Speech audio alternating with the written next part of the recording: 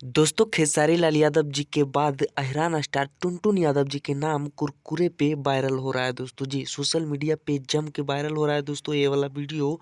अहिरान star Tuntun Yadav ji के नाम कुरकुरे में है जो तो आप लोग के बता दें दोस्तों कि भोजपुरी इंडस्ट्री में दिन पे दिन टुनटुन यादव जी ब्रांडेड बनते जा रहे हैं दोस्तों जी। खेसारी लाल यादव जी के पहले नाम आता था दोस्तों कुरकुरे में, लेकिन उसके बाद अब अहिरान स्टार टुनटुन यादव जी के भी नाम अच्छे अच्छे जगह आने लगा है दोस्तों जी। तो भोजपुरी में कहीं ना कहीं ब्रांडेड बनते जा रहे हैं अहिरान स्टार टुनटुन यादव जी।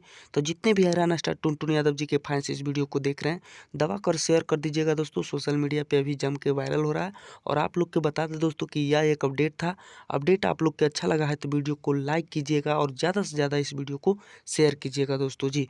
और आप लोग के बता दें कि अहिरान स्टार टुनटुन यादव जी के एक गाना भी वायरल हो रहा है दोस्तों, जिस गाना का टाइटल है तोहरे के दुल्हन बनैती ए धनिया जब रहतू जतिया हमार जी। ये गाना वायरल हो रहा है दोस्तों। बाकी वीडियो पसंद आया तो लाइक करके चैनल को सब्सक्राइब करके जुड़ जाएगा।